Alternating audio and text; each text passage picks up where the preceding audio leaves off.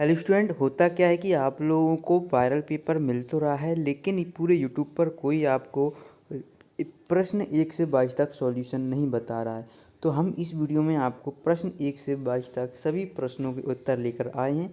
इस वीडियो में आप एक एक प्रश्नों का उत्तर मैं बताने वाला हूं, तो जल्दी से इन प्रश्नों के उत्तर याद कर लीजिए। जो आपका कक्षा 9वीं विज्ञान का अर्धवार्षिक का पेपर है, जल्दी से याद करें इस क्वेश्चन पेपर को, ठीक है। वैसे मैंने इससे पहले ऑब्जेक्टिव्स की वीडियो बना दी थी, तो आप अगर नहीं देखे हैं तो देख लीजिएगा, लेकिन फिर भी मैं इसमें थोड़ा बता देता हूँ। मैं ज़्यादा टाइम वेस्ट नहीं करूँगा। ये आपका जो क्वेश्चन पेपर है, ठीक है, पहला दूसरा क्वेश्चन है। यहाँ पर अगर आप आंसर देखिए, कुछ मैंने 1-2 क्वेश्चन के आंसर रह गए थे, है ना, जैसे ये वाला क्वेश्चन रह गया था। तो एक बार मैं जल्दी जल्दी से यहाँ पर सभी के आंसर बताता चलता हूँ, ताकि आपको भी कोई प्रॉब्लम ना हो, अगर जो न्यू व्यूअर्स हैं वो भी देखते चलें, ठीक है। तो बस 2 मिनट में मैं आपके ऑब्जेक्टिव्स कंप्लीट करवा दूंगा। देन इसके बाद मैं आपको क्वेश्चन 1 से जितने भी हैं 23 तक कंप्लीट करवा दूंगा, ठीक है। मैग्नीशियम का आपको Mg कर लेना है। सोडियम क्लोराइड का NaCl। कोशिका की खोज रॉबर्ट हुक ने की थी। किसी द्रव्यमान की वस्तु के वेग v है, संवेग होगा mv। ओके, तो ये टिक करते रहना। कोविड-19 रोग फैलता है तो ये वायरस के कारण। कोशिका की आत्महत्या की तली कहते हैं तो लाइसोसोम को। पौधों को हरा रंग होने का कारण तो ये क्लोरोफिल है। देन इसके बाद रक्त ऊतक है, तो रक्त किस प्रकार का ऊतक है, तो चलिए यहाँ आपको बता रहे हैं। तो ये देखिए, तो यहाँ पर आपको 4 ऑप्शन दिए गए हैं। तो ये पेशी ऊतक है, ठीक है। इसमें थोड़ा भी डाउट है तो ये टेलीग्राम ग्रुप में आपको देखने को मिल जाएगा, तुरंत जाइए, या फिर कमेंट बॉक्स में आपको पता है तो बताइए। इलेक्ट्रॉन की खोज जे थॉमसन ने की थी। विलयन एक समांगी मिश्रण है। एक ही प्रकार की कोशिकाओं को समूह को कहते हैं तो क्या कहते हैं, ऊतक कहते हैं। वह ऊतक जो 2 अस्थियों को आपस में जोड़ता है उसे संयोजी ऊतक कहते हैं, ठीक है। एक ही क्वेश्चन का मिलेगा, बस ये ऑब्जेक्टिव थोड़ा डाउटफुल है, मैंने इसीलिए बोल दिया। अगर आपको करेक्ट पता हो तो बता सकते हैं, क्योंकि मैं नहीं चाहता कि आपका एक भी अंक कम हो। 80 में से 80 पूरे के पूरे आने चाहिए। पागल कुत्ते के काटने से रेबीज रोग होता है, ठीक है। इसके बाद एक ही प्रकार के परमाणु से मिलकर बने पदार्थ कहलाते हैं। तो एक ही प्रकार के परमाणु से मिलकर बने पदार्थ क्या कहलाते हैं, तो अणु कहलाते हैं। तापमान बढ़ाने पर किसी पदार्थ की कण गति ऊर्जा क्या होती है, बढ़ जाती है। ये 2 हो गया। तीसरा देखते हैं, हाइड्रोजन गैस, ठीक है। यहाँ पर हाइड्रोजन गैस का आपको ये कर लेना है।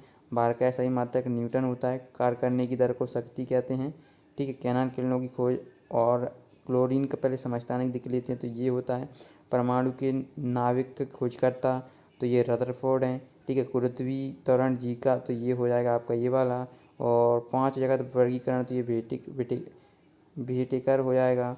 और कैनान किरणों की खोज फिर किसने की थी, ई गोल्डस्टीन ने की थी, ठीक है। इस प्रकार से आपको ये कर लेना है, ये आपका हो जाएगा। दैन इसके बाद देखिए, यहाँ पर देख लेते हैं। सोडियम का परमाणु क्रमांक Na होता है। राइबोसोम किसका निर्माण करता है, तो ये भी आपको नीचे PDF दी गई है, वहाँ पर आंसर देखने को मिल जाएंगे, ठीक है। तो ये प्रश्न 2 यहाँ पर आप देख पाएंगे, ठीक है। ये 3 हो जाएगा। ये प्रश्न 4 है, ठीक है। तो राइबोसोम किसका निर्माण करता है, तो 5 आप यहाँ पर देख पाएंगे। ये 4 हो जाएगा, ठीक है। तो ये प्रोटीन, तो यहाँ पर आपको एक ही क्वेश्चन। तो स्टूडेंट आपको यहाँ पर जो आपका देखिए, एक मैं बता देता हूँ जो आपका यहाँ पर क्वेश्चन है। कौन सा क्वेश्चन है ये, देखिए ये आपका है कि किसी पदार्थ के ठोस से सीधी गैस में बदलने की क्रिया क्या कहलाती है, ये ऊर्ध्वपातन कहलाती है। गलती से जो PDF है उसमें क्या वाष्पीकरण लिख गई है, ठीक है। तो ये आपको क्या कह लेना, ऊर्ध्वपातन लिख लेना है, ठीक है। इस प्रकार से कर लेंगे आप। और यहाँ पर देखिए, चलिए इसकी पूरे आंसर देख लेते हैं, ठीक है। तो और सब करेक्ट आंसर है। जैसे दूध किस प्रकार का विलयन है, तो ये पायस का विलयन। बल का सही मात्रक न्यूटन होता है। जल का क्वथनांक 100 डिग्री सेंटीग्रेड। कोशिका का पावर हाउस माइटोकॉन्ड्रिया कहते हैं, है ना। कार का सही मात्रक जूल होता है। राइबोसोम किसका निर्माण करता है, तो प्रोटीन का करता है। इस प्रकार से हो जाएगा। अब हम प्रश्न 5 देख लेते हैं। प्रश्न 5 दिया गया है, ठोस अवस्था की कोई 2 विशेषताएं लिखिए, ठीक है। तो चलिए इसकी 2 विशेषताएं लिख लेते हैं। तो पहला आपको लिख लेना, इसका जो आयतन होता है वो निश्चित रहता है, ठीक है। आयतन क्या होता है, ठीक है। दूसरा आपको क्या लिख लेना है कि जो ठोसों के जो कण होते हैं वो अत्यधिक पास होते हैं, क्या अत्यधिक पास होते हैं। चलिए किस प्रकार से लिखेंगे मैं वो बता देता हूँ। तो स्टूडेंट ये देखिए, जैसे कि पहला आप लिखेंगे कि ये निश्चित द्रव्यमान आयतन एवं आकार की होती हैं, ठीक है। और दूसरा पॉइंट डाल के लिख सकते हैं, इनमें आंतरिक दूरियां लघु होती हैं। इनमें उच्च आंतराणविक बल प्रबल होते हैं, इनके अवयवीकरण की स्थिति निश्चित होती है। तो ये आप तीसरा डालकर लिख सकते हैं, अगर आप चाहें तो 3 पॉइंट लिख सकते हैं, ठीक है। इस प्रकार से ही लिख लेना। प्रश्न 6 देखिए, ये एक आपको अशमांगी मिश्रण है जिसके कारण घुलते नहीं हैं लेकिन माध्यम की समष्टि में निलंबित रहते हैं, निलंबन कहलाते हैं, ठीक है। और इसके आगे का और है, चलिए वो भी देख लेते हैं, निलंबन, ठीक है। तो ये विलय के कारण विलायक में नहीं घुलते। ये आपका निलंबन की कुछ पॉइंट विशेषताएं पूछी हैं। तो विलय के कारण विलायक में नहीं घुलते बल्कि वे पूरे थोक में निलंबित रहते हैं। निलंबन की कणों का आकार नग्न आंखों से दिखाई देने के लिए काफ़ी बड़ा है। निलंबन की कणों का आकार नग्न आंखों से दिखाई देने के लिए काफ़ी, तो ये वही पॉइंट है, इस प्रकार से कर लीजिएगा। क्वेश्चन 7 देखते हैं क्या है। यहाँ पर क्वेश्चन 7 देखते हैं, तो यहाँ पर दिया है तत्व की परिभाषा और पृथक्करण कीप का नामांकित चित्र। अगर इसकी पीडीएफ भी आपको बिल्कुल फ्री में डाउनलोड करने को मिल जाएगी, इसलिए आप हमारे टेलीग्राम ग्रुप को ज्वाइन कर लें। टेलीग्राम ग्रुप पर यहाँ पर हम पीडीएफ अपडेट कर देते हैं ये वीडियो अपलोड होने के बाद। इसलिए इसकी जो टेलीग्राम ग्रुप की लिंक है वो डिस्क्रिप्शन बॉक्स में आपको देखने को मिल जाएगी। वहाँ से आप बिल्कुल फ्री में टेलीग्राम ग्रुप की लिंक ज्वाइन कर पाएंगे और वहाँ से आप पीडीएफ डाउनलोड कर पाएंगे, ठीक है। तो प्रश्न क्रमांक 7, 8, 9 के उत्तर हम देख लेते हैं जल्दी से। प्रश्न क्रमांक 8 में समस्थानिक है और संभारिक ऊतक किसे कहते हैं, कोई 2 सरल ऊतकों के नाम लिखना है। तो चलिए लिख लेते हैं इनके। तो बच्चों आपसे तत्व पूछा गया है, तत्व किसे कहते हैं। तत्व में हमने यहाँ पर डेफिनेशन लिखा है, एक ही प्रकार के परमाणुओं से मिलकर बने पदार्थों को तत्व कहते हैं, जैसे हाइड्रोजन, सिलिकॉन, कार्बन आदि। तो आप इतना चाहें तो इतना ही लिख सकते हैं, ठीक है। इतना ही आपका आंसर कंप्लीट हो जाएगा, ठीक है, ज़्यादा लिखने की ज़रूरत नहीं है। इसके बाद हम नेक्स्ट क्वेश्चन की ओर बढ़ते हैं। जो नेक्स्ट क्वेश्चन है, क्वेश्चन अगर चाहें तो आप इतना लिख सकते हैं अगर आपको याद हो, अगर नहीं है तो आपको उतने में ही अंक मिल जाएंगे पूरे, ठीक है। क्वेश्चन 8 में आपको समस्थानिक और संभारिक पूछा गया था अथवा में, लेकिन हम इसमें आपको समस्थानिक का आंसर बता रहे हैं। इसमें इसे इंग्लिश में आइसोटोप कहते हैं। समस्थानिक क्या होते हैं, एक ही तत्व के परमाणु जिनकी परमाणु संख्या समान होती है परंतु परमाणु भार अलग अलग होते हैं, उन्हें समस्थानिक कहा जाता है। इन्हें में प्रत्येक परमाणु में समान प्रोटॉन होते हैं, ठीक है, जबकि न्यूट्रॉन की संख्या असमान। यहाँ पर आपको पूरा का पूरा मिलेगा, इस प्रकार से कर लेना है, ठीक है। चलिए प्रश्न आपको नेक्स्ट क्वेश्चन है ऊतक। तो ऊतक किसे कहते हैं, तो ऊतक किसी जीव के शरीर में कोशिकाओं के समूह को हम ऊतक कहते हैं, ठीक है। तो ये ऊतक का हो जाएगा, ठीक है। इस प्रकार से आपको ऊतक कर लेना है, ठीक है। आपको ऊतक के भी हमने यहाँ पर बता दिया है, ठीक है। इस प्रकार से आपको जो क्वेश्चन 9 है ऊतक वाला, इस प्रकार से करेक्टली कर लेना है ये, ठीक है, स्क्रीन पर देख पा रहे हैं। इसके बाद नेक्स्ट क्वेश्चन आप देखेंगे क्या है। नेक्स्ट क्वेश्चन आपको, तो यहाँ पर हमने जो क्वेश्चन नंबर 9 ऊतक कंप्लीट कर लिया है। क्वेश्चन 10 देखते हैं, तो ये दिया है रेखित पेशी का नाम अंकित बनाना और हृदय पेशी का। तो इसका जो डायग्राम है आपको टेलीग्राम ग्रुप में देखने को मिल जाएगा। अगर आप नहीं ज्वाइन कर पा रहे हैं तो मैं बताऊंगा किस प्रकार से आपको टेलीग्राम ग्रुप को ज्वाइन कर लेना है। बिल्कुल फ्री में बताऊँगा, इस वीडियो के बीच में बताने वाला हूँ या लास्ट में, तो पूरा प्रोसेस देख लेना, ठीक है। और जो बच्चे टेलीग्राम ग्रुप को ज्वाइन नहीं कर पा रहे हैं, ठीक है। तो 11वां देखते हैं, एक समान वृत्ति गति किसे कहती हैं अथवा में त्वरण किसे कहते हैं, ठीक है।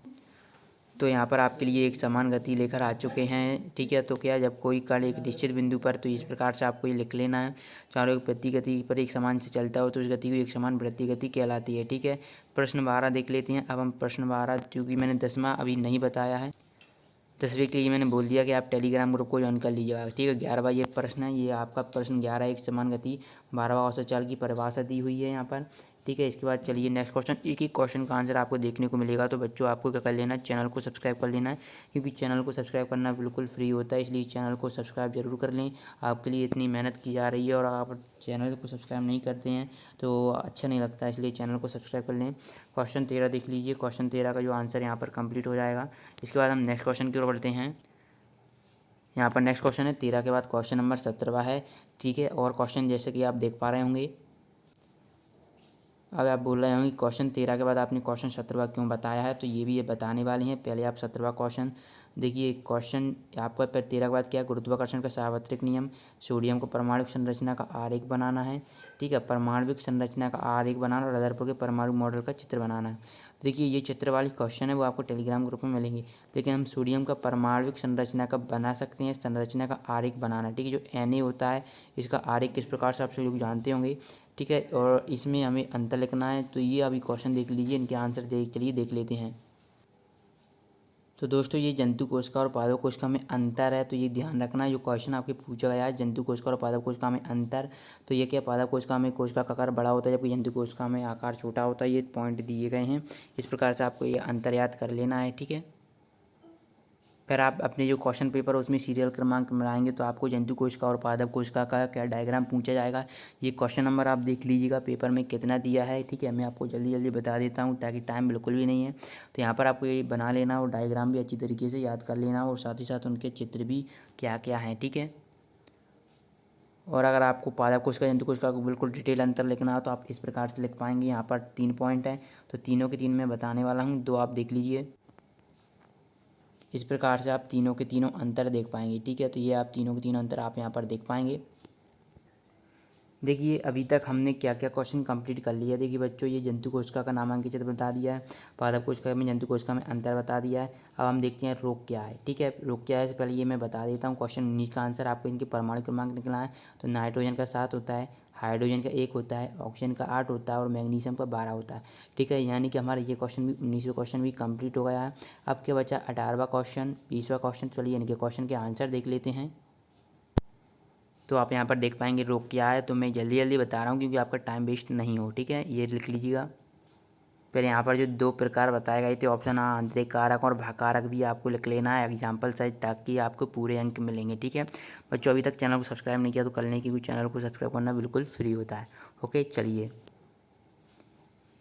इसके बाद जो मिश्रण और यौगिक वाला अंतर है वो देख लीजिएगा। ये पहला पॉइंट है, ठीक है। इसके बाद दूसरा पॉइंट ये है, यहाँ पर देख पाएंगे, ठीक है। ये यहाँ पर तीसरा पॉइंट है। तो सभी पॉइंट आप यहाँ पर 3 चौथा देखते हैं, ये आपका चौथा पॉइंट हो जाएगा, ठीक है। इस प्रकार से आपको ये चौथा पॉइंट लिख लेना है। अब जो नेक्स्ट क्वेश्चन है पक्षी वर्ग कोई 4 लक्षण बताना। तो पहला है पॉइंट, दूसरा आपको यहाँ से कर लेना है।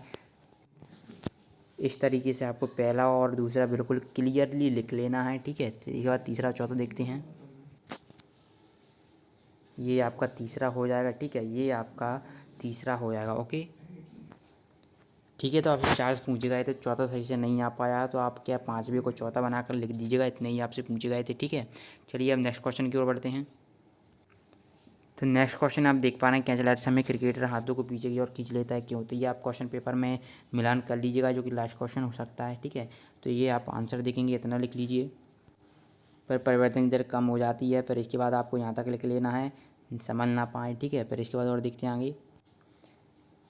इस प्रकार से ये क्वेश्चन आपका कंप्लीट हो जाता है। तो आपको यहाँ तक पूरा क्वेश्चन कंप्लीट हो जाएगा, ठीक है बच्चों। तो यहाँ पर पूरे क्वेश्चन 1-2 रह गए हैं तो वो टेलीग्राम ग्रुप में देखने को मिल जाएंगे। जल्दी से टेलीग्राम ग्रुप को ज्वाइन कर ले, लिंक डिस्क्रिप्शन बॉक्स में। मिलते हैं नेक्स्ट वीडियो में, धन्यवाद।